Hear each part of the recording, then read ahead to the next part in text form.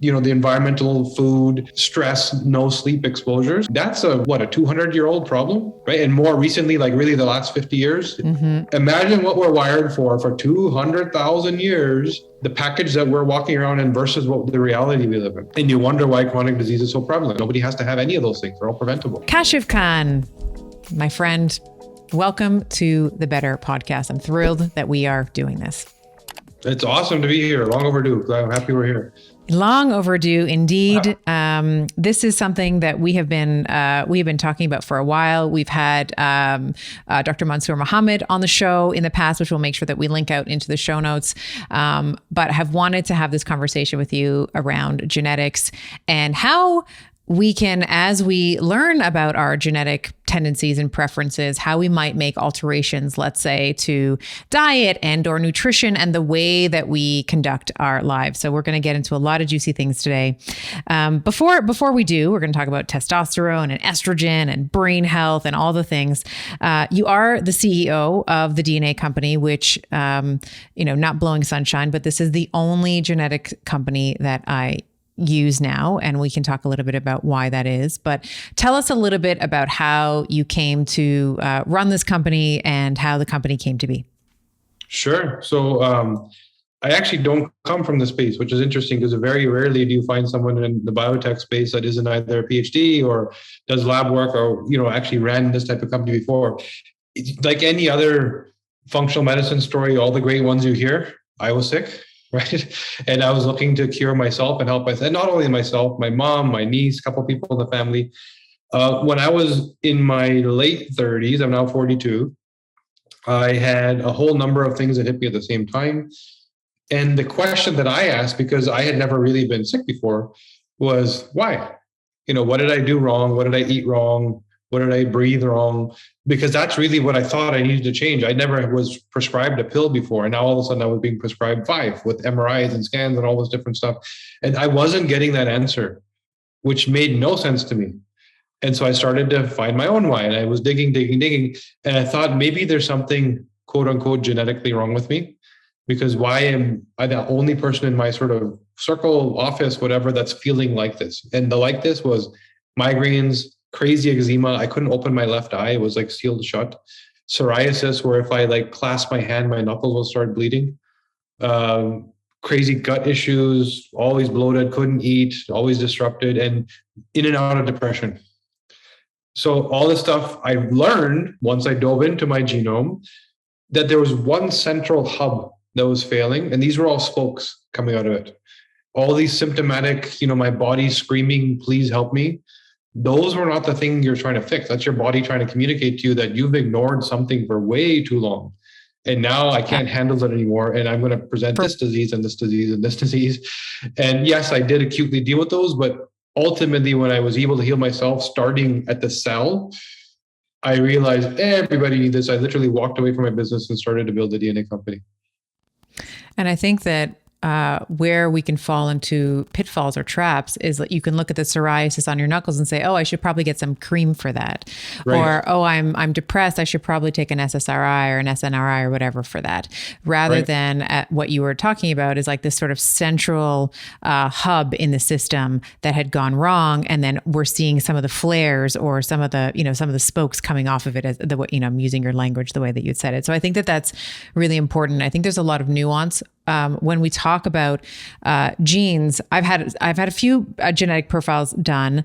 One relatively large one, everybody kind of knows, the 23andMe report. And when I got it back, I was like, why did I pay $200 for this? This is, it was like, it said something like, you're highly likely to have a unibrow. And it's like, guys, I'm Lebanese. I already knew that. You didn't need to tell me. I've been tweezing since I was 11. It's not, that's not anything new. And then I think the other thing was you're most likely to smell if you've consumed asparagus, you can smell, you have the gene that allows you to smell the asparagus, in urine. And I was like, I know that. I know that already because I consume asparagus. So I thought that it was a little, we'll say, redundant. And then when I did the DNA company, there was a whole, we did the hormonal pulse, which we're going to talk and focus in on today, but there was also cardiovascular, like it told me about my cardiovascular tendencies, my brain health, my tendency towards mood disorders, why I'm an entrepreneur. And we can maybe talk a little bit about like entrepreneurial genes, let's say, or tendencies with entrepreneurs who are tend to be bigger risk takers and tend to, like worrier versus warrior type of behavior. But let's talk a little bit about first. I want to just make some set some ground rules so the audience can kind of follow along. So when we're talking about genes, obviously we're talking about some of the differences in the coding, let's say, right? So I want maybe for you to start by explaining what does it mean when we have an SNP or a SNP, single nucleotide polymorphism, and one of the things that I think the DNA company does that I haven't seen is looking at copy number variants, so C and V. So can you first maybe start with what are we doing when we're looking at a genetic report? What's a SNP? What's a CNV? Yeah. Why does it even matter? Right. Yeah. So, why does it matter? Yeah. Yeah. So what is a gene? It's your DNA is literally an instruction manual that each one of your 50 trillion cells has inside. So your cells know what part of the manual to read because they know what type of cell they are. That we don't yet understand, this sort of miracle of what makes us up who we are. But your heart cells reading the heart section, your kidney cells reading the kidney section, and then they do what they're supposed to do because the instruction tells them how to do it. Now, if you have a book, just like any other instruction manual, there could be spelling mistakes. There could be a page disrupted. There could be a page missing. And the belief has always been, remember, pharma research is always based on big data. The more data, the better. And then let's put some AI into it and find that needle in the haystack. That's kind of what the belief is. And when I find that needle in the haystack, I've made $1 billion drug.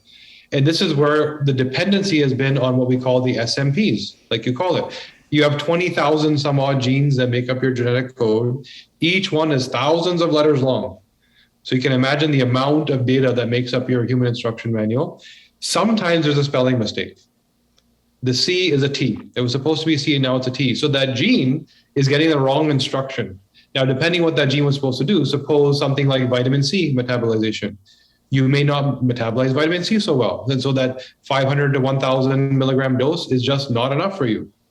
Why? Maybe your parents came from Spain and they lived off oranges. And over centuries and centuries of doing that, they didn't need to metabolize vitamin C so well because they got so much. Right? So we are now designed for what our ancestors did. But we're not doing what our ancestors did. And this is why we're so sick. So that's a SNP, an SNP, spelling mistake. There's something called an insertion or deletion, which means imagine the impact of a spelling mistake. What if there's a paragraph missing? You're trying to read this book and there's literally a paragraph gone. You can still kind of get what the book is saying, but there's a big piece of information missing. And you don't know how crucial that piece was because you don't know which paragraph is missing. That's possible in a lot of the mood and behavior genes, some of the diet genes. It pops up in different places in your genome, not as frequently as the SNP, so they're not studied as much, but they're way more impactful. Then there's a copy number variation. What if you don't even have the gene? Forget about what spelling mistake or what piece is missing. Page torn out of your human instruction manual. You don't even have that page. The section that tells you how to change the wipers on your car, guess what? Volvo forgot to give it to you. Right? That's literally the implication. So for me, that's actually what happened. The GST family, which makes up your glutathione pathway, your ability to bind toxins in your blood and send it to the liver. Everyone knows you drink a little bit of wine, your liver helps you get rid of the toxin, the alcohol.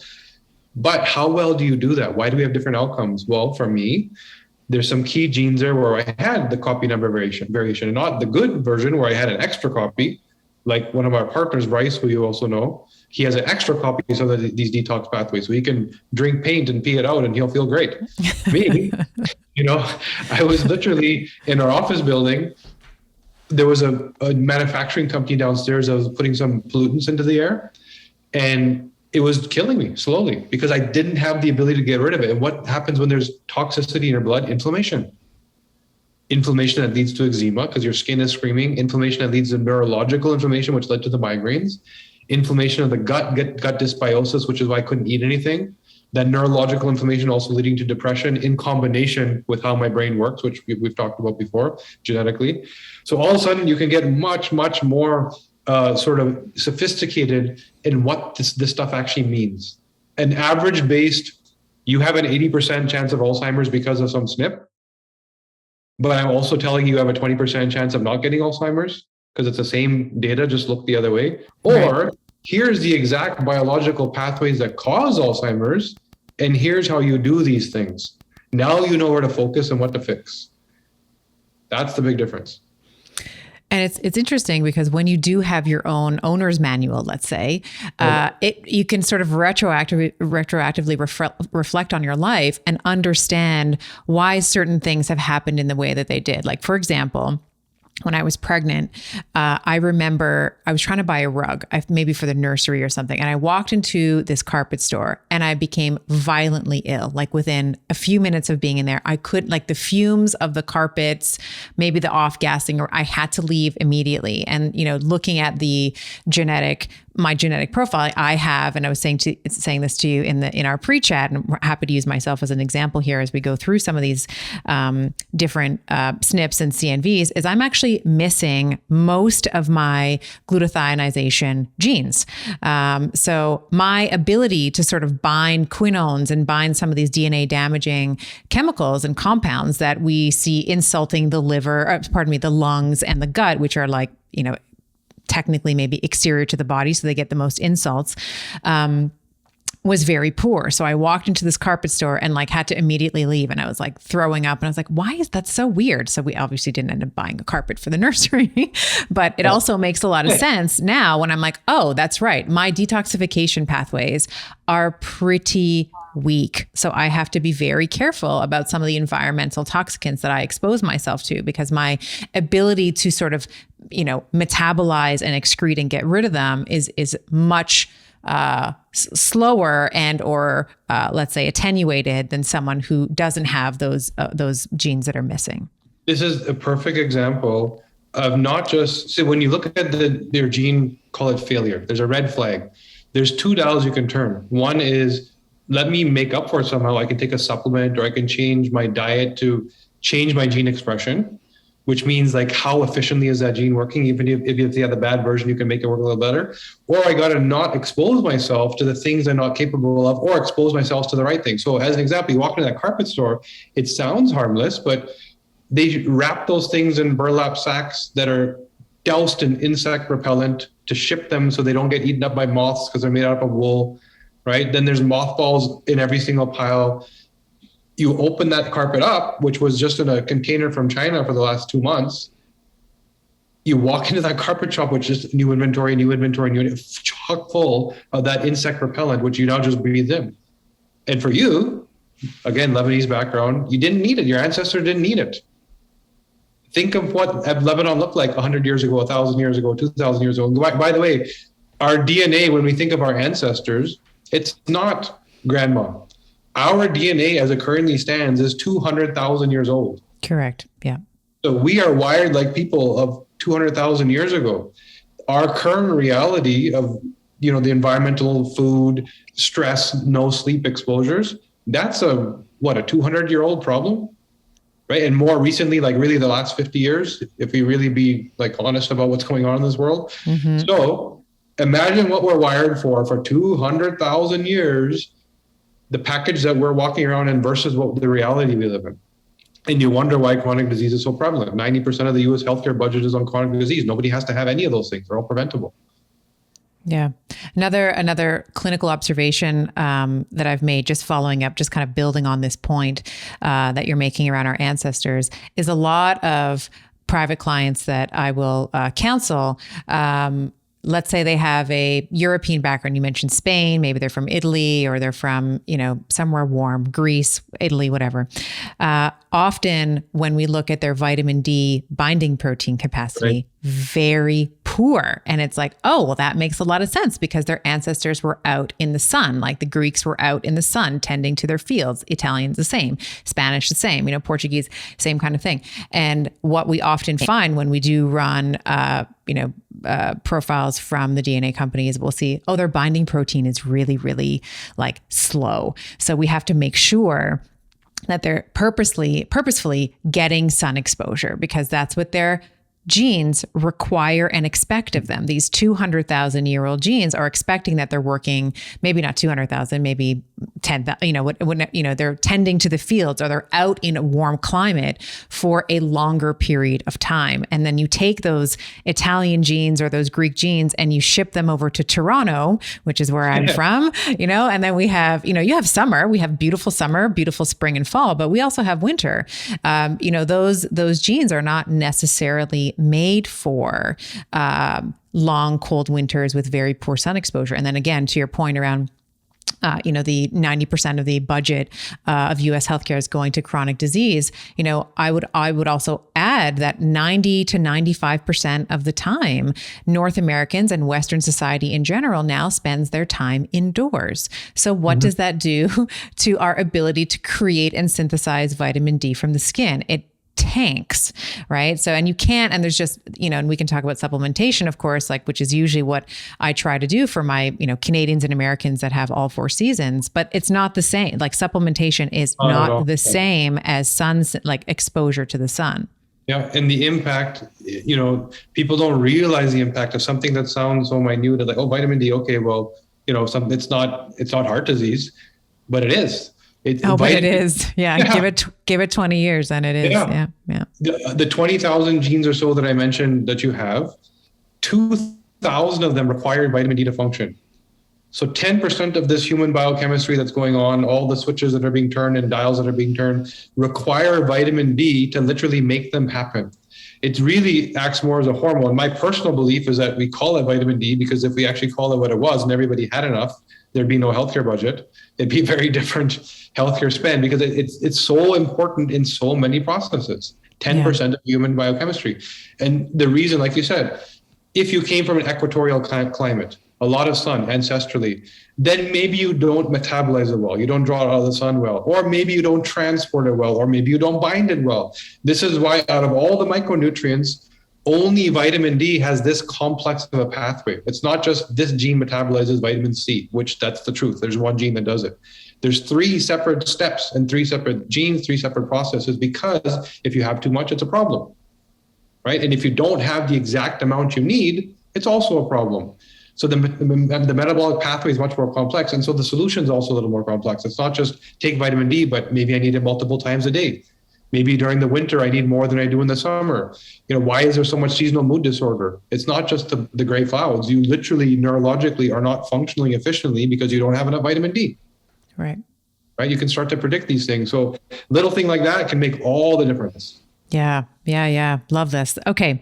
So let's start talking a little bit about some of the different, I'd like to, and I think this is going to be a really juicy conversation in general. Let's start with some of the sex hormones, because I know that I was saying to you in the pre-chat, lots of clinicians who listen to the show, also lots of women kind of in their menopausal years that are just trying to figure out what's going on and how to optimize for either the eventual transition to menopause, or if you're already in menopause, how to optimize where you are. So let's maybe start with androgens and start maybe with the conversion to androgens. So we have CYP17A1, which is kind of the main, we'll bring that, that's sort of where we bring progesterone conversion into T or testosterone. So when we create testosterone, what are the different fates, let's say, that testosterone has? What are the different potential complications with less than optimal gene expression? And where does testosterone go? And then where can we run awry? So in that's step one, even understanding that it's not a linear, one size fits all model. We're very unique in the way we metabolize hormones. When we first started, by the way, I should say one thing. The thing that sucks the most in healthcare is female hormone health. We in our research phase, we studied 7,000 people, about half men, half women.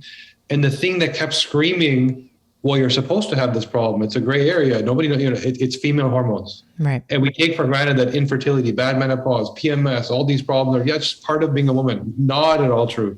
What's true is that our metabolic pathways for hormones are a little different. And so the one size fits all certainly does not work. and the endocrine disruptors of food, the chemicals, the et cetera, the birth control pills, everything that's adding a load to us, or I shouldn't include myself that to women, the impact is amazing. And I can't believe that every woman doesn't have a Nobel Peace Prize right now for trying to survive the North American healthcare system, because it sucks so bad. But anyways, we're trying to fix it together. So let's work on it. So testosterone, yes, CYP17A1 determines how quickly you convert progesterone into testosterone. So the first step is, how many hormones do I make? What's that bucket look like?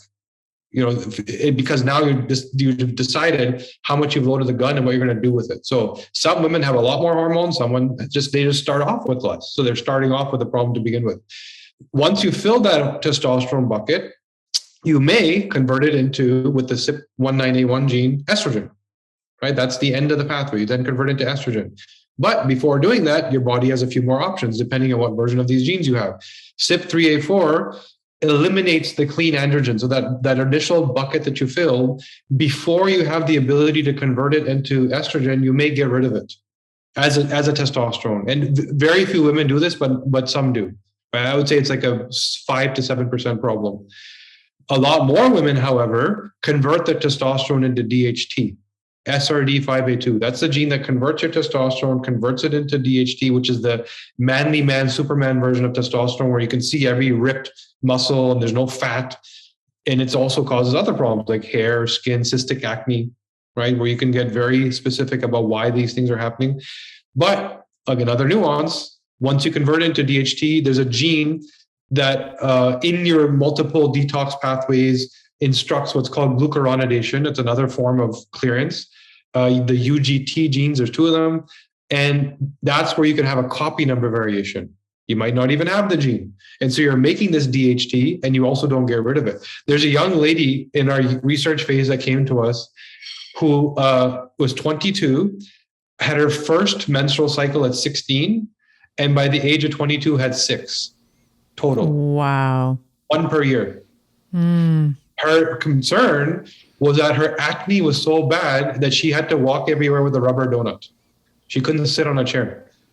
Her hair was falling out. She had acne head to toe. She had an amazing ripped 6-pack. Like you could see, it was more like an 8-pack actually, but everything else was falling apart for her. She didn't have the female physique she desired. The breast development was slow, the hips were slow. She didn't have any of the stuff that she wanted.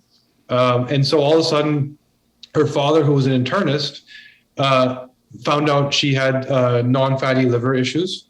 And so they put her on some kind of pills. They blamed all this on the pills. They said this is a side effect of the medication you're taking. It's a load on your body. And so you're getting pimples because of toxicity. Your hair's falling out because of toxicity. Inflammation. That's what they blamed it on. In reality, she fueled that testosterone bucket really heavy. So a lot of hormones. She 0 eliminated the testosterone. She 0 converted it into estrogen. She 100% converted it into DHT. And she had she had 0 copies of both glucuronidation genes, so she did not get rid of it. So she was just a hypercharged, androgenized DHT producer. So she was a female with a body that was behaving more male. Yes. And even that, an alpha male. Yeah. Right. She was designed to be Wonder Woman or Superman. That's what she was designed for. And she wasn't using it. She wasn't doing any of that. She just wanted to be what she believed a woman is. And so literally it took, so again, 16 to 22, had that problem for 6 years. I told you 6 menstrual cycles. It took about 3 months of using food and supplements to up and down regulate certain gene pathways of the ones we already spoke of. And she literally walked into our office crying, saying, it's the first time I feel like a girl. She walked in with her ponytail, blue, beautiful, glowing skin, all this stuff. And she felt amazing. And it wasn't a it wasn't a disease. She didn't have there was no what, there was a why. What's the root cause of all of this? And it was just a very exaggerated androgenized profile, which you very, very rarely see. So I spoke about an exaggerated profile because you could be, 0 to 10 on that profile. And from what she's experienced down to something like PCOS or, acne on your cheeks that you just can't get rid of. Or I want to be a little bit curvy, but I just can't. I want to look like, and it could be the opposite. I need to be a little less curvy. Everybody has goals. the trial and error, the one size fits all, I don't think is necessary anymore. What we now understand about genomics and how easy it is to do, you can just read your map and know on day one exactly what you need. It's become that easy. Yeah. And I think I'm so glad that you brought up PCOS, because it's the most common hormonal, issue that we will see with women. I think the latest numbers are like 100 million women worldwide. And that is a number, like 100 million women worldwide dealing with PCOS. And, to your point around the Nobel Peace Prize, there's usually an average when we see some kind of hormonal disruption. There's a huge delta between the time when a woman says, hey, something's wrong. I have 6 menstrual cycles, or my hair's falling out, or I have hair on my chest. I don't think that, or, on my back, or I'm anovulatory or whatever, to the point of diagnosis. Like, I think, I know endometriosis is like a mean of like 7 to 8 years before the diagnosis is given. PCOS is similar. It's like 5 to 7 years, something like that. And like, think about what you were doing 5 years ago. That's a long time to be fighting and continually saying, something is wrong. It's not in my head. Something's wrong with me. Like, that really does take a toll on the psyche of a woman as well, which is, partially, I'll say, why we do see in these populations with hyperandrogenization with our women, where we see depression and anxiety, and we don't want to talk about depression. Like, everyone will say, yeah, I have hair on my chin, or I have we're much more likely, in my experience as a clinician anyway, and I'm sure you can chime in on this with all the cases that you've seen, but people don't want to talk about mental illness. They don't want to talk about depression. We've seen that with the pandemic. We completely ignored it. It was like, let's save every single life. Anyone who gets this, this disease, this COVID or whatever, we're going to sacrifice everyone's mental health to make sure that happens. We're going to isolate people, and and I don't mean to go down this tangent, but I will pull myself back in. But what I'm trying to say is that your PCOS patient, if you're a clinician listening to this, is not going to tell you that she's suffering, that she's anxious, and that she's depressed. She will tell you that she's anovulatory. Her cycles she can't get pregnant. She can't stay pregnant. She can't get or maintain a pregnancy. All of these different things that we've been talking about. But I also just want to highlight that some of these mental health issues are also happening in the background. But I think as a society, we're still so ashamed. There's still such a stigma around it as well. Big taboo. And that's where, when we meet with patients clinically, we have their genome in hand. So we already know what's going on in their head, whether they tell us or not. And when I say that, I'm not saying that this person is an anxiety patient, this person is a depression patient. Why is there such a big mental health wave, like you said, after lockdown, post-COVID? Those people they didn't have a condition. The context drove that out of them. Correct. They were flourishing before that. There was no problem. Mm-hmm. They didn't have depression. They didn't have anxiety. They maybe had little bits of it here and there. But the clinical, I think I need a pill. It's because whatever they're wired for, that optimal environment for their brain, they were no longer in. And all of a sudden they were suffocating their superpower. And it expresses as a problem, which we can dive into and spend just an hour on that. But yeah, that's a big one. And we see that taboo as well. Going back to the hormone pathway, once a woman, which most women do, get deep into their estrogen pathway, they've now converted, and they finish that step 1 sex hormone pathway. What do I actually make? That's what we just kind of covered. The next phase of that is, what metabolite do I convert it into? And this is phase 2 of 3. There's 3 things we got to talk about. So some women go down the 2-hydroxy pathway, which is great, clean, healthy stuff, which is what you want to make. CYP1A1 and CYP1A2, those are the genes that convert the estrogen into this pathway. And when I say that, it means that before you have your monthly menstrual cycle, you're converting into this metabolite, and that's actually what you're getting rid of. There's also the 4 and 16 hydroxy pathway, which are toxic. 16 being super toxic. We see it in breast cancer patients. We see it in ovarian cancer. We see it in men that have testicular cancer, right? Super, super potent toxin. And I can't tell you how many women we see that are down the 4-hydroxy pathway. Now, given that, we've established a woman may be estrogen dominant. She just makes a lot more estrogen. We can determine that from the first step. We may establish that she's also estrogen toxic. Well, then step 3, How well does she clear? We have to look at the genes that get rid of this toxic metabolite. And if you're doing really well there, it may not be that big of a deal, right? That's where you can personalize and say, okay, I make this stuff, but the genes that get rid of it, I have the best versions.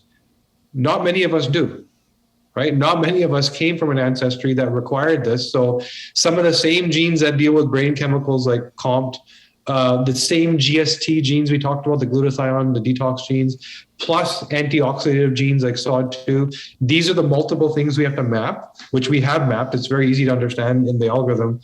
How well do you now clear that potential toxic metabolite that you make? And if you are that woman that is estrogen dominant, estrogen toxic, bad detox pathways, well, there's a red flag. There's not a red flag for this equals 80% chance of something. We don't think that way. We now say, here's your avatar. Here's the bucket you fit in.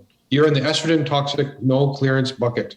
Here's the risks. If you have the wrong environment, nutrition, and lifestyle loads, are you one of those 85% of North American women that was on a birth control pill for 5 to 15 years? Are you one of those North American women that, as she starts to age, immediately starts going on hormone replacement therapy without understanding which one? Not, I'm saying not to do it or not, but did you do it right? Right, precise for how the way your body needs it. Are you that woman that doesn't understand hormone disruption and something as simple as a Teflon coated frying pan, or the chemicals that make your lawn so beautiful, or the cleaning spray on your desktop that you're now breathing in all day long? Are you that woman that's exposed to that stuff? So profile, here's my genes. Here's the load that if they were on the bad profile would push me over the edge, that threshold where my body can't cope. And that's when things like breast cancer, ovarian cancer, crazy menopause, crazy menstrual cycle, pain, can't get out of bed for a week. Why is there so much variability in this thing that women go through? Some women don't even know that their cycle's coming. Some women can't go to work. Why is there a difference? Because the way you make hormones, their toxicity level, and the way you clear them is different. Plus, your environment, nutrition, lifestyle choices are different. The combination of these three things is your net result. Right now, you can be very, very predictive and precise about how you're going to feel. And if you fear breast cancer, if you fear Alzheimer's and dementia, if you don't want a crazy menopause, start working on it today. It's very, very easy to do. I can't tell you how many breast cancer patients where we dug into not the what, but why did they get breast cancer? Let the doctor deal with the acute, whether it's surgery or radiation or whatever, but we will go back a few layers to the why and tell you what habits to adopt so it doesn't happen again. Umpteen times we've had to do that.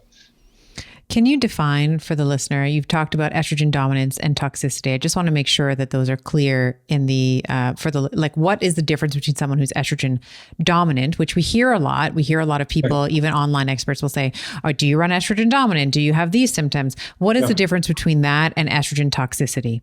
So in that first pathway we talked about, when you asked me about testosterone, that's the thing we all make. Then what do we do with it? Some women heavy converted into estrogen. They don't clear the androgen. They don't turn it into DHT. So this is the aromatization that you're talking about. Yes. Okay. Aromatization, convert it into an estrogen. Big bucket full of estrogen. And there's a gene that tells us how well you do that. And if you have the fast version, this is where you land in. But also we look at the other pieces of the map. So CYP19A1, if you have the fast version, you're converting into estrogen. So you're now estrogen dominant. That's understood sometimes functionally by certain doctors as bad news, but they're not considering that it's bad news for the woman who's also estrogen toxic, right? If you're estrogen isn't a bad thing.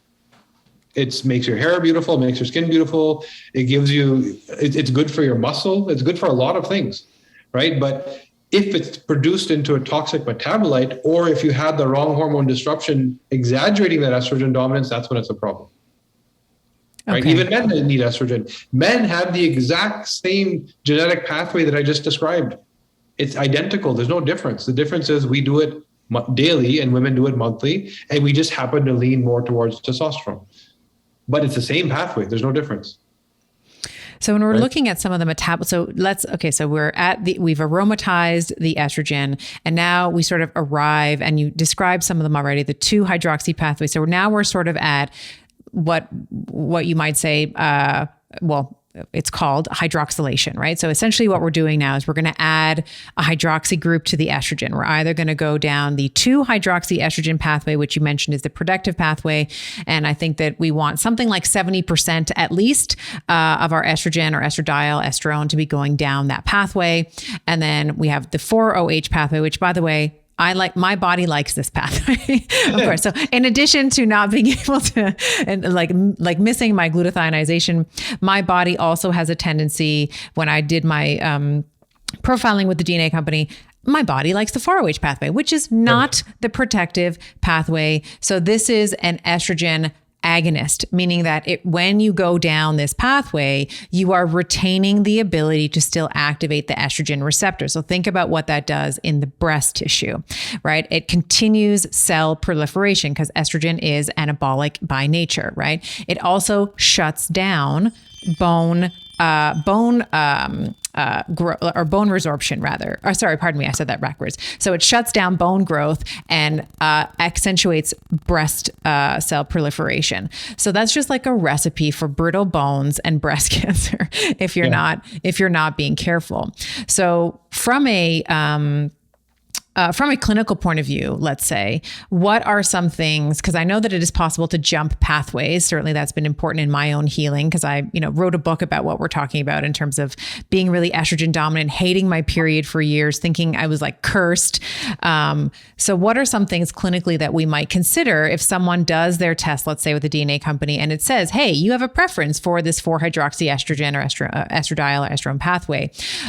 What are some of the things that we might do to be able to say, hey, we don't want to go down this proliferative pathway.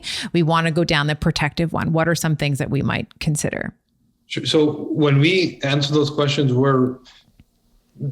maybe overthink things a little bit, but it becomes perfect, right? And why do I say that? Because there's some women, like I have to ask how old you are, how much do you weigh, et cetera. Because when women get into menopause, the activity of 2 versus 4 is a little unique. It can actually be problematic to be down the 2-hydroxy pathway for a short period, right? Only during that phase. And so we try and focus on an answer that solves all the answers. And for us, the easiest thing is, why don't we slow down the estrogen pathway? If you're already estrogen dominant and toxic, that's the combination. We know supplements you can take, simple ingredients that will literally slow that pathway down. We actually make a product. The one unique thing we did was in the middle of our office, we opened a compounding pharmacy. I think you came and saw it, actually. I did, yeah. So we literally built a pharmacy in the middle of our office so that we could sit there and compound ingredients, like supplement ingredients, and measure the effect on gene pathways, right? And how the expression changes. And we did this for a number of years with hundreds and hundreds of people. And we came up with these cocktails, and we make something called Estrogen E, like estrogen dominant, right? Female E, I should call it, which helps slow down that CYP19A1 pathway. And we also did the same thing on the androgen side. Here's the ingredients that are blocking that conversion. So as opposed to dealing with the disease or the problem, let's go right at the genetic expression level, right? Let's slow that down. Or you can deal with the toxic side, because if you are converting the detox pathway, into the toxic byproduct, and you're also not detoxing it well, that's going to affect a lot of things. Why is it that women in their first cardiovascular event with no previous symptoms or warning signs, 66% chance of death? 66% North American women will die on their first heart attack or cardiovascular event. It's not that for men, it's a tiny fraction. Because the inflammatory load of estrogen toxicity is a cofactor to what's going on with the heart. You're setting yourselves up for when that trigger is pulled, you can't come back. You're just too far gone, right? So this is why. And I would add to that. Sorry to interrupt you. That physicians are not trained on the unique symptomatology that females have when they're having an MI. So if someone is having a myocardial infarct, for a woman, oftentimes it feels like indigestion or a headache, versus, I was taught in school, like, hey, a heart attack, like an MI is like radiating pain down the left arm and like grabbing the shoulder, like the left side. And it's like, that's not the experience of most women. So most women, when they get to the emergency, they're like, hey, something's wrong. I'm having the worst headache of my life. They're often sent back home. Yep. It's rooted. So that goes back to the inflammation. It's rooted in inflammation. So that trigger, hearts finally failing, is cofactor to that heavy load of inflammatory insult you were already under, which may express neurologically, which may express in the gut, which may express with mood. It could express in many ways. It depends what else is broken, right? What hardware are you putting that on now? That's a whole other discussion. So this is why the experience and the outcome is very different. And so the real area we really like to focus, yes, you can take ingredients that can focus on gene expression at the hormone level, but we like to focus on the detox level. Because if you deal with that, yes, I'm making more of the stuff every month, but it deals with everything because there's so many other problems that are going to come out of this, right? It's why are women, 80% of the research dollars on Alzheimer's is spent on men, but 80% of the cases are in women? Because what causes it in women is not what we're studying. It's also hormone related, right? It's also, anyway, so go on a rant about that, but we focus on the actual detox side, which is glutathione, antioxidation, glucuronidation if it's the androgen, and then your COMT activity coupled with methylation, your anti-inflammatory response, right? So that's where we try and focus. We make stuff. There's a ton of stuff you can get for all of these buckets. The only thing I would say is when it comes to glutathionization, you got to be very precise where not enough glutathione, taking glutathione might not be the answer. If you are like yourself, where you don't have optimal glutathione genes and you take glutathione, it's like a 16-year-old child trying to bench press 300 pounds. You aren't ready for it. Your body doesn't know what to do with that. And it's actually going to make you more sick. And I can't tell you how many patients came to us from naturopaths that were on glutathione, didn't work. Methylated B vitamin, like everything methylated. Yeah, I'm like, everyone would get sick. I'm like, well, let's look at your methylation capacity, because if you're just pumping the system with CH3, like you're not going to do any better there. Yeah, exactly. And that's where the personalization, day one, you can know exactly what to do. So that's where we usually intervene, is on the toxin side, but we can also jump in on the hormone side, especially if somebody wants to get into like BHRT and we have to block like aromatase or whatever. You can get very precise with where you want to intervene as well. Well, let's talk a little bit about methylation. I know that there's a very famous gene. Everyone likes to pretend like it's a swear word, MTHFR.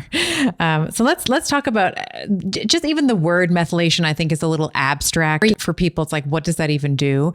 I often describe it as almost like a relay race. Like it's like the baton is CH3 and we're just passing the baton until we get to the finish line. But let's talk about what methylation is and how poor methylation can affect estrogen metabolism and other things in the body as well. So what you described it is exactly how it should be described, and what nobody describes it as. Everyone talks about the MTHFR gene only because it's the most studied. So if you're not in this space and you're, say, some functional medicine doctor in Ohio that just happened to need a genetic test, you're going to go Google something and you're going to be bombarded with MTHFR articles. And so that's what you think you're supposed to know. Why? Because the research is all done by pharma, going back to the very first thing I said, looking for the needle in the haystack. What's that thing that if I turn this gene on or off, it may only work on 6 out of 10 people, but it's going to turn into a drug for me. So what do we do about the other 4? So the other 4 are the full cycle, meaning that baton pass of FUT2, SHMT1, there's MTHFR, there's a couple SNPs we look at, those spelling mistakes, there's MTR, MTRR. So if you look at the whole cycle, once again, just like we talked about hormones, you can step in at any place in that cycle and know exactly how you're doing that one micro function in this full function. So you know where to intervene, with what and why. A simple thing like folic acid, you get pregnant, you're given folic acid. If you have the suboptimal SHMT1, which a lot of women do, it doesn't work for you. You need folinic acid. Your body can't use the folic. But there isn't a single pregnancy tablet on Shoppers Drug Mart or CVS shelf that isn't folic acid. But because, again, 7 out of 10 people, 8 out of 10 people, great. But the 2 or 3 that it didn't work on are going to have a horrible outcome. So what is methylation? It's really technically, in general terms, anti-inflammation. That's the outcome. Reduces inflammation. How? A methyl group, a molecule attaches to another molecule. There's certain toxins that are not water soluble. You can't pee them out. And so they require a methyl group being attached in order for your body to get rid of them. There's a signal to like, here's how we get rid of this thing, right? So in that process, there's first the baton pass of methylation, then the tail end of it, and this may be the most important thing I say about methylation that nobody considers, is COMT. So COMT, which we talk about for hormones, we talk about for the brain, for neurochemicals, is also the tail end of methylation. So you could be methylating great. And how many times do you have these anomalies where you go again, get some tests done, and you're told, great methylation, don't worry about it. But why am I always inflamed? Why does everything suck? When I get a mosquito bite, it lasts 2 weeks. My friend, it's gone in 2 days. I can't deal with inflammation because that everything, the garbage is all being brought to the door, but the door's closed. You have no COMT. COMT being slow doesn't clear the stuff out, right? So I would almost sometimes start there. Just like when you talk about functional medicine routines, a lot of clinicians will say, well, I'm not going to work on your detox until I get you pooping properly, because there's no problem helping you detoxify when it's not going anywhere. So they'll often start there. Same thing with methylation. Let's open up your compound. Let's figure out what's going on there. Then we'll work on the methylation side. Then you have the exit door open so that this stuff is actually efficiently doing something.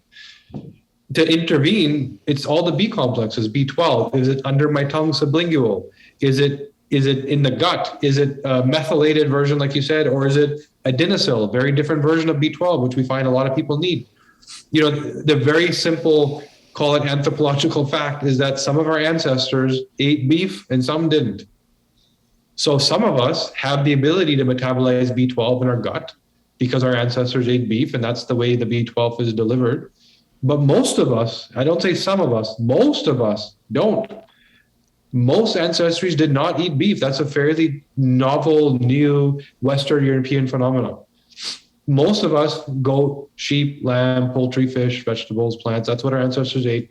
And so we are wired to metabolize and absorb B12 under our tongue sublingually as we chew. That's why grandma says chew your food, because that process of taking in micronutrients literally starts in your mouth. So if you start to understand these things, you can be so precise and just get rid of the headaches and all that trial and error and just do what you need. And one of the things, so COMT, the gene that you're referring to, is catechol O methyltransferase. So as the name suggests, it's transferring methyl. Also metabolizes things like dopamine, like other catecholamines, right? So the dopamine, epinephrine, et cetera. And this is often called the worrier warrior gene. Yes. Which I remember you and I, we had a conversation many years ago about this maybe being like an entrepreneurial gene, because I think I think being an entrepreneur, and this is for the clinicians who don't identify, let me just break the news to you right now. You are an entrepreneur if you are in practice for yourself. Maybe, if you're a medical doctor, it's a little different, but if you are a naturopath, a chiropractor, physical therapist, osteopath, you are also an entrepreneur. Like, what crazy person, how crazy do you have to be to go against the grain, to not get a safe job working for someone else with benefits and say, you know what? I'm going to change the health of my community. I'm going to open up a practice. I'm going to be not only the boss, I'm going to be the technician who delivers. I'm going to be the HR. I'm going to be marketing. I'm going to be sales. I'm going to put all this together and it's all going to be great. So can we talk a little bit about how the COMT gene is, and we can maybe start talking a little bit about brain health in here as well, sure. Because I think that this is also, when I learned about my own COMT gene, I'm heterozygous for it. So I was like, oh, that's how I could, for long periods of time, sit down and study. Like I could sit down and focus on something. And I also have a proclivity for taking not big risks. Like I'm not like the super entrepreneur, like the serial entrepreneur that like starts 10 businesses. But I've started a few and they've all been relatively risky. So can we talk a little bit about how the COMT gene interacts, let's say, with our metabolism of dopamine and some of the other catecholamines? It's time for a rant. I'm going to go off on a rant now, because when it comes to the brain, that's my favorite part of what we do, because, kind of like what we talk about female hormone health, it's underserved, but it's also just not recognized. So at least the women know that they have a problem and they're asking for help. When it comes to this stuff, people have no clue what's right, what should be right, what's wrong, what should be wrong, all that stuff. So starting with COMT, but the profile you described, I'll use that as our avatar. Sure. The graduate who's opening their own clinician, and what does it take for that person to succeed? And if they don't have it, what do they need to do? Right? Because it doesn't mean they can't achieve it. They understand what equipment they've been given. If you buy a Ferrari, great, you bought a Ferrari. If you take it off-roading, it's not so great anymore. It's going to fall apart. But if you take an SUV off-roading, it's going to do pretty well. They'll actually beat the Ferrari. So understanding what your innate capacity is, and we're not all the same, and then putting yourself in the right context. That's how you thrive. And if you're in the wrong context, you need to know so you can either change it or adapt and add the tools you need. So starting with COMT, yes, it clears your dopamine pathway out, or the dopamine itself out, sorry. You start with first, when it comes to mood, we see things in three phases. The anticipation. I smell the tasty pizza. I know it's coming. The feeling. I bit into the tasty pizza. Oh, wow. The clearance. Go back to normal of going to work or whatever I was doing before, right? That's how you experience most things. If I use COMT, so first DRD2, the dopamine pathway determines to what degree do you actually bind dopamine. So when that thing starts, are you binding it efficiently? Are you actually anticipated and excited? Or are you stone cold and you don't feel? When it actually happens, did you feel it at the level of the peers around you? Like, this is amazing. Like, yeah, it's okay. Right? Because you just can't feel. And then while they're still enjoying the meal, are you now on your phone distracted by something else because your COMT is so fast, you can't stay in the moment long enough. So if that's you, you're a warrior. You know, three outcomes: depression, because you don't feel; addiction, because dopamine powers pleasure, and you go down this route of something that finally gives you that hit. That's such a wow factor that you do it and you do it and you do it and you structure your day around it. You do it more and more and more until you kill yourself. Or achievement, because dopamine also powers reward, and you only need to do one of the two to feel satisfied. And so you go down this reward route and you take risks and risks and risks and risks, and then the reward from the risk feels so good that the failures don't really matter. So that's the avatar of the person who is reward seeking. If they were in the context of needing reward, that same clinician that was about to open the practice, that was willing to put their money on the line and go start a brand and do all the stuff, taking a risk, could have also gone down the depression route because they didn't have that option in front of them, don't feel satisfied with what's going on, and just fall apart. Why do you see so many high-level people, Anthony Bourdain committing suicide, Olympic athletes killing themselves, high optimal achievement people? Because the second they're not getting the hit, depression. They're not wired for pleasure, right? And it takes so much to activate those dopamine receptors as well. Yes, like they need so much. Yeah. And that's why they achieve so much, because they have to. They have to take risks. They have to go way beyond what everyone else does to get the same level of hit, to maintain some level of satisfaction. So now, on top of that, you talked about, but these people also wear multiple hats. They're the marketing person, they're the podcaster, they're also the clinician, they're also receiving the legal letters in the mail, right? So there's a certain profile that can do that. You talked about BDNF, brain-derived neurotrophic factor. Yeah. That's that gene that determines how well you deal with neuroplasticity, your brain developing neural connections that, the synapses, that information flows through these highways of your brain. And this one gene will determine how efficiently you develop these connections. So for some people that are highly efficient, and you'll often see this in the warrior high performance category, they do a really good job with that. So not only can they develop a lot of skills, but at a masterful level. They're never, call it a PhD of any of them. They're not the true thought leader in them, but they can do 85% of everything, which makes them this multi-hat wearing entrepreneur, right? It's very easy for them to shift gears, learn new skills, and they have the fast COMT, which allows them to multi-prioritize and not get stuck in a particular reward or experience. They can move on to the next one, right? The opposite, if you have the low BDNF, you're more a specialist, tunnel vision. This is what I do. Don't move me from my desk, right? I'm not going to talk about it. I'm not going to write about it. This is what I do. But they are a true thought leader. They do it better than anybody. They needed an assistant for every single step of the way. They can't do, literally, the thing they do is all they do. You get an email from them, it's probably 3 pages, and it could have taken 2 lines because they think so deep about everything they do. But that person can't wear the multiple hats. They can't be an entrepreneur, But they can't even burden the thought of, I have to think about legal, I have to think about marketing, forget it. Somebody else do all that. Think about the scientist in the lab. Right? I was going to say the researcher or the academic. Yeah. Yes, the academic, perfect example. I do this better than anybody, but don't ask me to even go to the other room to talk to people. This is what I do. You do it in this room, right? That's how tunnel vision it is. And then, there's variability in between. So these are the kind of the two extremes. So entrepreneurs are usually on this end, but you will find that random unique person who's on the other far end that happened to build the team around them. Different reason for their success. They had they were the IP, but somebody else built everything around them, right? Now that's another serotonin. Serotonin is often spoken of for your mood. How do I feel? Your mood regulator. And there's supplements like 5-HTP that people take to modulate or regulate their serotonin uptake and how they feel. It does a lot more. So your mood, what it actually does and why it affects your mood, it determines how well your brain prioritizes stimulus. So when we're sitting here talking, there's been several times where there's been a kid walking by the window, and I've noticed it every time, right? I've learned to focus, but I have the shortest possible serotonin receptor, which means that every single detail and nuance stands out to me. Everything is irritable, everything is bothersome, everything is frustrating, and I read into things at a depth and level that people didn't even see. So when we're sitting here in the room, having a meeting, talk about 10 things, not only do I remember the 10 things, but I remember what page of your notebook you wrote the note on when next week you say, we didn't talk about that, right? That being said, it's a little bit too much.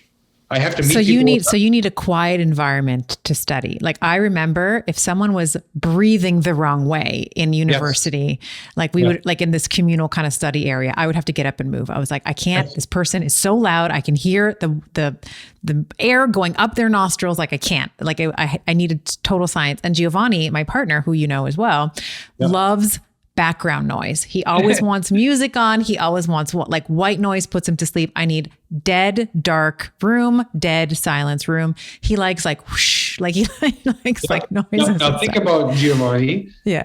Zen, cool, things don't get to him.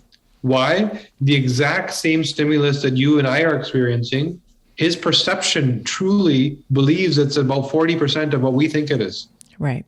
He doesn't even hear the thing that's bothering us. Right. When people talk to you, literally when people walk into the room to tell you something, they have to think twice about how they're going to say it, right? Because they know they can very easily frustrate you, bother you, derail you, distract you. With Giovanni, it's just like throw it on the table and he'll deal with it. I feel seen. I feel seen. And that's what it is. It's it's literally a reptilian part of our brain. So picture the snake that's sitting there. There's no maybe for a snake. It's either no or attack. You put your finger towards it, just all of a sudden bite, right? There's nothing in between. And that's what serotonin does for us. It's this response to stimulus. What should I prioritize and react to? And if your receptor is shortened, then all of a sudden your brain doesn't know what to prioritize. And every clock ticking, every hunger pang, every noise, every whatever, everyone chewing their food the wrong way, which I'm sure you don't like, it all is a problem. But when you're doing your work, and this is why it's so valuable to an entrepreneur, is every little detail matters. Every T, every I, you read an email, you know exactly everything that they said, and you don't forget dates, et cetera, et cetera, et cetera. All this stuff that if you're going to go build something, the new practice, you need to have this. Now, if you know that you don't, you need to have the right people around you. Or maybe you don't build a practice. Maybe you're an associate. Maybe you work for somebody who has that so that you're well matched. Like one of the things I remember when I was still in physical practice was one of the early mistakes that I did was I just hired people that were like myself. And what ended up happening was they ended up like getting enough experience then leaving, right? Because they wanted to start their own thing, which is great. I was always happy for them, but it's not so great for my business, right? It's like, okay, I got to replace this person now. So I think that that's also a really important consideration. You know, we're talking about this in the clinician, in sort of like the lens of a clinician, but this could be anyone. Like if you are someone who really works well under pressure, is self-motivated, who can weather the highs and lows of entrepreneurship, because it's sometimes it's a psychotic roller coaster. Like sometimes it's the highest of highs. You're like, I made the best decision in my life. And other times it's the lowest of lows. Like, what am I doing? I can't do anything right. Why do I always keep making this mistake? Why do I hire this person? Why am I getting these legal letters? All the things. So I think that knowing, your genetic profile as a proxy for it's almost like it's like the most sophisticated personality test you could, there's all these like personality tests online, like, are you more like a cat or an owl? It's like, why don't you just do your genetics and you will have the most accurate, let's say, insight into who you are or your tendencies. And then you can know where you're strong and where you're weak. And that can direct some of the life choices that you make. Yeah. And it's not like a propensity or a guess, like, I think you're this personality. It's empirical. Here's the neurochemical that drives this behavior. Here's how much of it you bind, clear, to what degree. If I have your DNA, and I've done this many times, by the way, I don't ever need to talk to you to know your personality to a T. And we do this work for like Fortune 500 type company. We do it for professional teams like NBA, NHL teams, where we'll actually map who should actually be the captain. We've done this work for the US military, like Navy SEALs and Black Ops, Special Forces. Who's going to come back with PTSD? Who's going to come back with shell shock? Who can pull the trigger with zero hesitation, right? Who should actually drop the front lines and go be the engineer in the background? We've done a lot of this type of work because DNA doesn't lie. It is what it is. And going back to the PTSD thing, that's actually another element for that entrepreneur, which is the adjuvant gene determines your noradrenaline relationship. And that's where you can have, remember I mentioned the insertion or deletion where there's a paragraph missing? Yeah. That's one of the rare genes where that's possible. And some people do have deletions here, which means when it comes to negative stimulus, they're much more likely to imprint it. And by imprint it, I mean that the feeling that they experience during that problem, they're going to use as a primary filter or driver the next time something similar happens. So God forbid there's a car accident. There's some people that will jump in an Uber and go home. There's some people that can't look at a car for 3 months. There's some people that can never go down that street ever again in their life. Because they remember, we all experience the feeling. A car accident sucks for anybody. But do you remember the feeling? There's experience, and then there's the virtual imprint, PTSD, trauma. You can determine genetically. There was these two, I don't know if you remember the Rwandan genocide that happened. It must have been a decade ago. Yep. The Tutsis and the, yeah. Yes, exactly. The Tutsis and the Hutsus. Yeah, it was horrible, horrible, horrible. They were literally, one of their biggest sort of acts of war or terror was to cut each other's arms off at the elbows to make them no longer capable and economically participating in the tribe. That was their terror, right? So as soon as the war was over, these same people that were cutting each other's arms off were sitting next to each other in vegetable sands, laughing and joking like nothing ever happened. Because that entire population has the optimal adjuvant gene. They can't experience trauma. It's actually difficult for them. They remember it, they know it, they intellectualize it, but they don't remember the feeling when they see that person with the arm or when they see that person who cut them or whatever. So now bring this into the workplace. The concept of EQ, being able to read the room, knowing what people are thinking, knowing what your patients, how they perceive and how to speak to them. There's some people that just naturally have the knack, but the knack is really the gene that allows you to use pain, trauma, emotional learning as your primary thought filter or driver.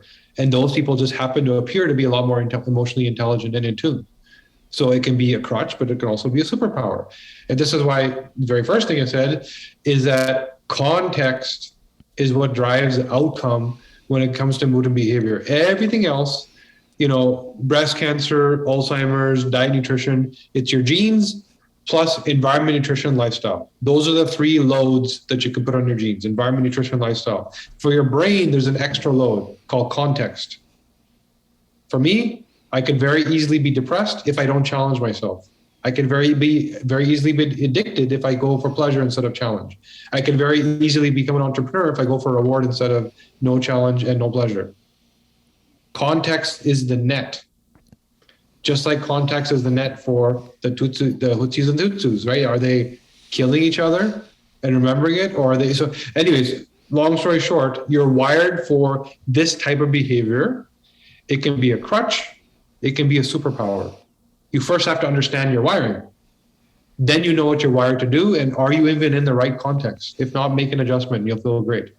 And it makes so much sense what you're saying. I'm reflecting on, the many years that I was in practice, and there was almost like avatars of Yes. people who had diffuse pain syndromes, let's say fibromyalgia, chronic fatigue. They almost were the same. Like obviously they're in the individual and you treat them as an individual, but they were almost like the same person. It was, they would identify with the disease. They would call it, like, I remember, I don't know how, I had, maybe 10 FM patients in a row say my fibromyalgia. It's, Yes. and they would almost internalize it. And it was almost that same, not, I don't want to say victim mentality, but kind of, it was sort of like, this is my thing. This is my story. And I'm sticking to it. So It really almost, and maybe I incorrectly or correctly came to the conclusion that we were going to care for them to the, extent that we could. But if that person was really, attached to that, my FM, my CFS, my problem, that the prognosis was really going to be poor with them because they didn't want to let it go. And part of that, I think, is that personality that you're talking about, like this imprint where, maybe it's a serotonergic, maybe it's the drive to sort of stay attached to it. It could be a whole host of things, but it almost seemed like, there were certain avatars that kind of came through my door. Yes. So, I would, Definitely. So whenever we work with anyone clinically, the first place, and any clinician listening here, this is so important when it comes to outcomes. The first place we start is at the brain. We don't even deliver them information until we understand how they're going to perceive it. And you just gave a perfect example. My fibromyalgia. Why?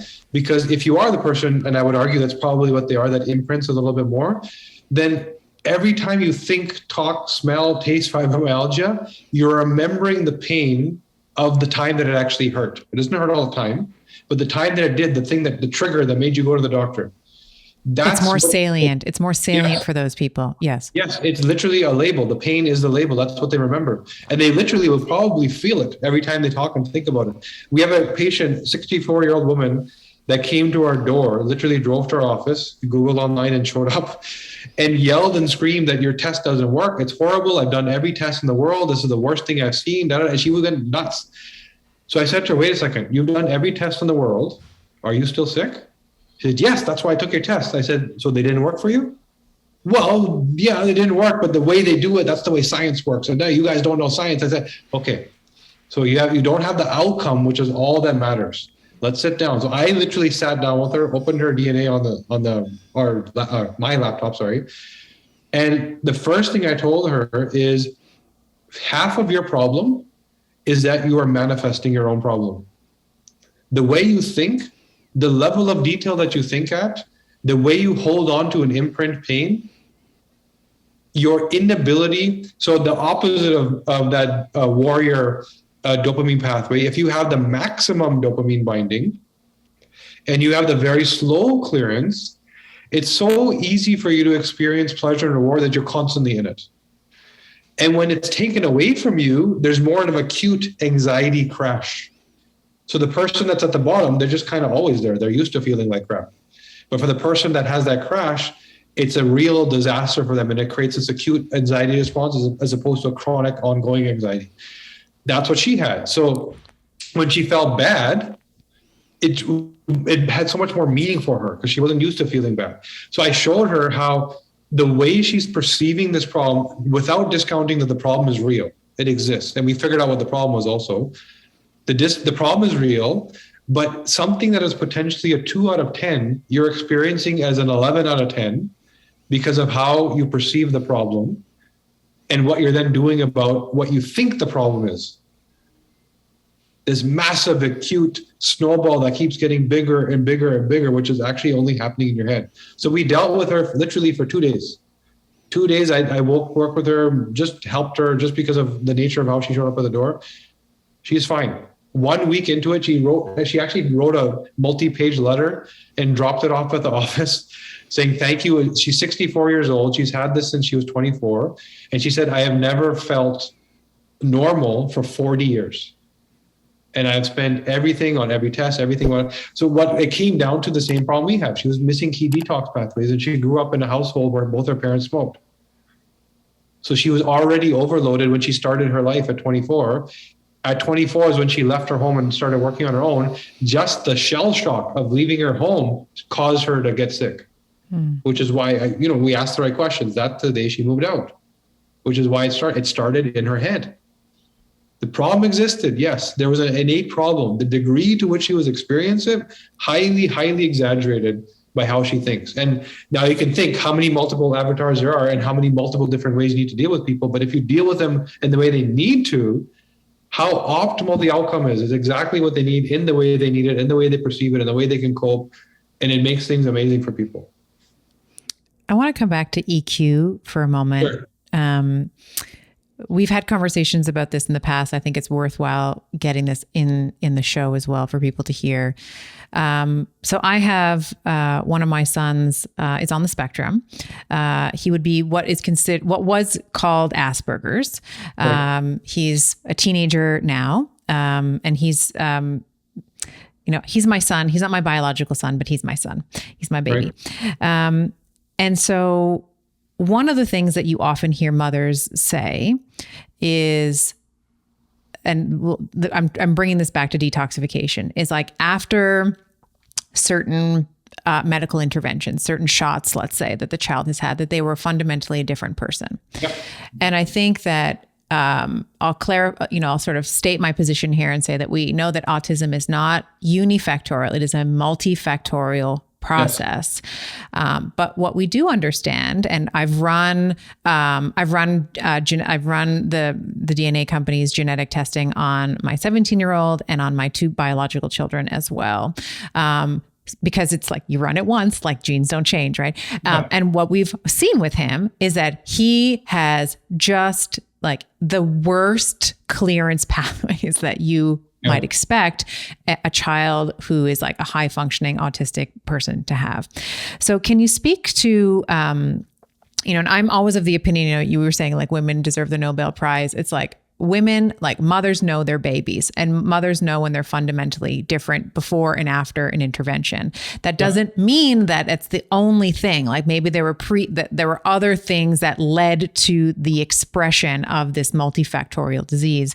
But I wonder if you've had any experience with mothers, autistic children, and if there is any, do we see any genetic presuppositions or predispositions, I should say, in these in this population? Maybe their methylation is poor, maybe their elimination, their conjugation, is there anything that we see that's aberrant or something that we see consistently, like a pattern that emerges there? We've done a lot of work there. We've done it with a group in the US called Autism Hope Alliance, and we've done work with Sick Kids in Toronto. And everybody, so first of all, autism, there is a condition called autism, but a good 90% of what kids are experiencing that is bucketed under autism is not that condition. There's something that kids are born with that they innately have, which causes behavioral development issues. There's groups like Sick Kids and Autism Speaks that are funding in a major way. Let's find that gene, that needle in the haystack, that we can figure out how to turn off or on, depending on what needs to be done, and it makes that problem go away. That's a real thing, right? And in fact, it's probably even more than 90%. So I would say probably 7%, based on the work we've been doing with them, are actually in this bucket. 90% plus of kids were not born with any problem whatsoever. They weren't born autistic. Right? Why is it that, I don't know, was it like 3 generations ago, it was 1 in 10,000 kids? Then last generation, it was 1 in 500. Now I think it's 1 in 58. And they just said they think it's going to be 1 in 30. Yeah, so, I heard 1 in 24 by 2040, I think, or 2030. Yeah. So the kids haven't changed. We just said our DNA is 200,000 years old. We didn't, in the last 4 generations, all of a sudden figure out how to have ultra evolution. We're the same. The kids are the same. So what changed? What changed is, just like the mothers say, well, first of all, the pharmaceutical companies are right. There's nothing in the vaccine. The vaccine, as it's molecularly tested, does not cause autism. True. The mothers are right. That's the day my kid changed. What happened? I know my child. It's not the thing that's being tested to be proven correct. It's all the heavy metals, the adjunct, everything in the serum that comes along with to deliver the molecule that got tested for safety, that isn't tested, for which a child who is so neurologically underdeveloped at that age, so they're much more susceptible to neurological inflammation. If they don't have the right GST genes, the ability to detoxify the metals, which guess what? When it comes to GST of the gut, 49% of us don't even have the genes. Forget about what version. Another 46% only have 50% capacity. It's literally less than 10% of us that do this well. We're not talking about a 1 or 2% problem. Similar numbers when it comes to, it's not similar numbers, but it's still extremes when it comes to the GST and the GSTP and the other detox genes. So population of which a good 30% of people don't detox properly. All of them at a young age are being given this serum with heavy metals in it, which then circulates through the blood and needs to be cleared. And they can't clear it. Yeah. Right? Yeah. It then causes inflammation. Where are they the most susceptible? Neurologically, where they're completely underdeveloped. And they literally get neurological inflammation. Okay, the methylation system should kick in and start to fight the inflammation and reduce it. How many of us actually methylate well? How many kids are actually eating what they're supposed to be eating that actually supports methylation? So you have the perfect storm of the kid who can't detoxify the adjuncts, the heavy metals, probably can't methylate that well, neurologically is at a phase where anything is going to cause them damage if they were to be exposed. And they're also dealing with going outside and breathing the chemicals in their baseball thing and the chemicals at school and the food laced with garbage and drying chemicals and food coloring and et cetera, et cetera. They're already there. And we've seen since the 1980s, we've also seen an explosion of like processed foods and, more chemicals and things like that in big food, let's say. Yep. So we worked with Autism Hope Alliance and we took kids of various ages and we were, by targeting the root cause, forget about this thing called autism, we were able to target the root cause, whether it was the methylation, the detox, whether it was BDNF or neurological development, and bring them back. Now, this is literally brain damage, so we can't bring them back to 100%, but we've taken kids who literally, the actual president of Autism Hope Alliance, Christine Gonzalez is her name. Her son, it was a 2-hour routine every morning of screaming, ranting, punching holes through the wall to get him ready for school. He now ties his own shoelaces, makes his own breakfast, and goes to school just like any other kid.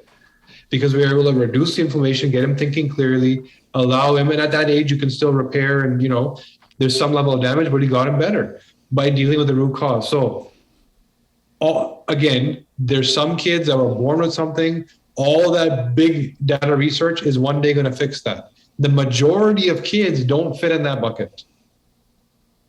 Majority of kids, it's more functional. There's multiple systems, like you said, multifactorial. And if you don't deal with all of them, first you have to identify all of them, then who knows what other problems are going to come. That same kid's going to have mood issues. He's going to have IBS and Crohn's. He's going to have eczema, because it's the same genetic weakness that also triggers all these other things. And so you can see it. It's like the spokes on the wheel, like you were saying. You can see digestive changes. You can see mood behavioral changes in these kids as well. Yeah. Yep. And that's why the cornucopia of autism solutions, there's so many things that work for me, didn't work for you, didn't work for them, because a lot of it is targeting the symptomology of that hub of I can't detox and methylate. Mm-hmm. And so the kid starts to feel better because you're targeting the gut or you're targeting this, and you remove loads.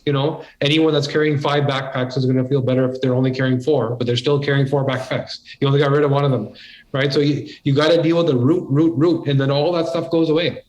Do you recommend, one of the things I've had moms, I've had a lot of entrepreneurial moms actually, that I've sort of had these offline conversations with.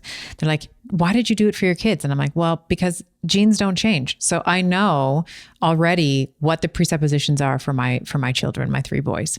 So I know, for example, that we need to work on, let's say, methylation, as an example. We need to work on, I have, one of my children, we want to make sure that that their heart health is optimized because we have certain like changes in the, cardiovascular system, let's say. What would you say to, let's say parents, is this a good idea maybe to invest in a DNA kit for their children so that they can understand diet and nutrition and lifestyle, which is where I kind of want to go next in our conversation. But do you think that that's a good idea for people to consider? So you have something as complicated as a child. When you bought your microwave, it came with an instruction manual, and you maybe tried to read a few pages first because it was an expensive microwave and you don't want to screw it up. Something as complicated as a child, you don't want to understand how they're wired when you can. Literally, here's every decision you have to make. Should they go in baseball or should they go in ballet? Should I be aiming for medicine or should I be aiming for art? Like, what is this kid wired for? You can find that out from the day they can spit when they're 2 years old. Should I be putting them into football? Are they designed to be a linebacker? Or are they going to be highly disappointed because once they get to the age where it starts to become significant, in their teens where they could have excelled, they actually don't develop like the other kids? Or vice versa. I put them into track because that's what I like. I want them to run fast. And all of a sudden they hit 13, 14 and they're big and heavy and they can't move like the other kids. All of this, it's not like you don't have to wait for, let's see what's coming. It's in the human instruction manual. Whether it's athletics, like I said, body development, hormones, acne, hair, skin, your young girls who are going to go through so much trouble when it comes to puberty and what changes, and especially given all the hormone disruptors and how horrible they potentially could feel. Whether it comes to mood and behavior, how does my kid think? Why is it when I yell at that one kid, 5 minutes later he's doing it again and the other one won't talk to me for 2 days? Why? Because they don't process that information the same way. And for one, it's a joke. For the other one, it's trauma that may compound and cause other problems later. So everything about the brain, what work should they do? How do they handle academics? Then again, when it comes to this stuff, sleep is a cofactor, all that stuff. And given the current reality with all the stimulus and lights and laptops and social media, kids aren't sleeping like they're supposed to. So sleep is another big one. Can't fall asleep, circadian rhythm, can't stay asleep, has a lot to do with serotonin and again, detail orientation. Sleep through the night, wake up feeling not so rested. All these things for your child, how do I get them that rest, which is when they recover so that they're optimal the next day? Everything about innate cellular health, a detox, methylation, everything we just talked about in this autism example. What should I be worried about when it comes to their environmental exposures? The mattress that I just bought them, is that going to give them eczema because of the fire retardants that are on it, or because it's memory foam and every time they roll over, they're popping little air bubbles of off-gassing and breathing that in for 8 hours? What do I need to think about that I didn't even know I need to think about? And then there's, like you said, diet, nutrition. And I'll use my own kid as an example there. So when it comes to diet and nutrition, that's probably the biggest area where there's just an overload of information of one size fits all. And none of these people are wrong. Go to any YouTube channel, any podcast, their experience was probably as it was and it was correct. But you are not them and your kid is not them. Then you may not have the same outcome.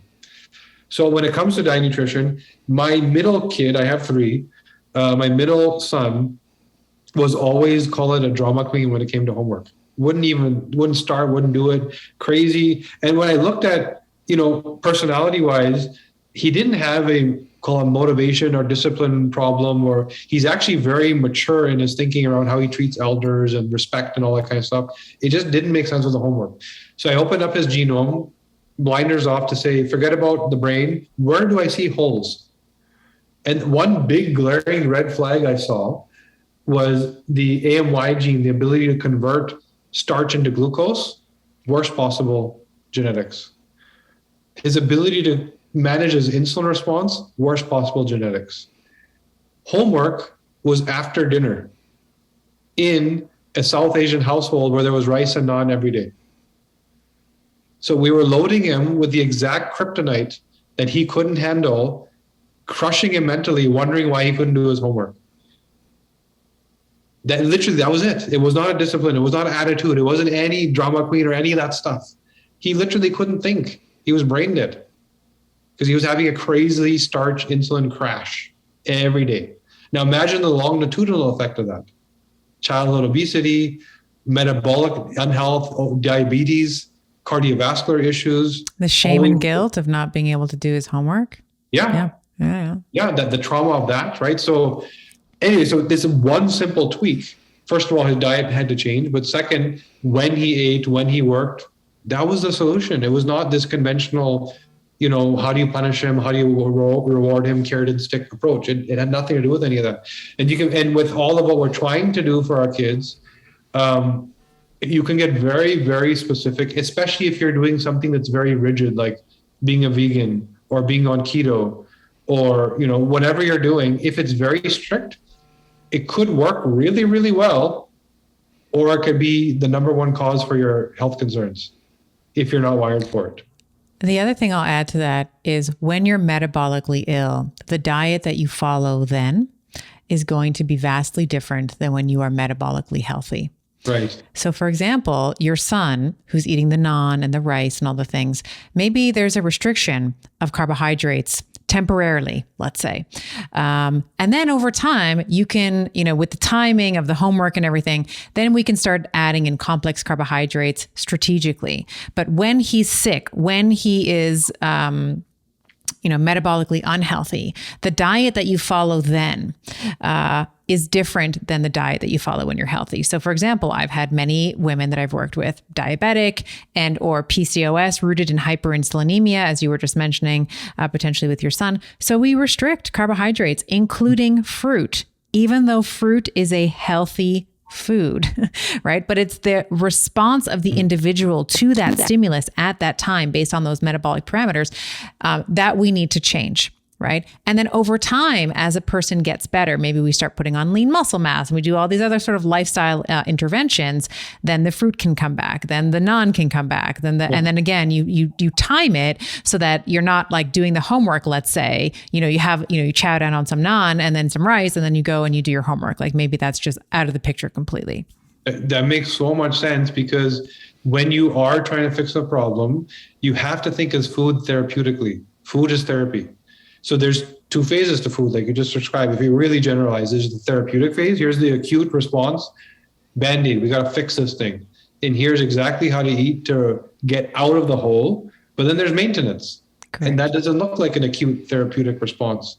And you can think of really everything that way, right? So anyways, that's brilliant what you just said, because that's exactly what people need to do. I love that. That's so great.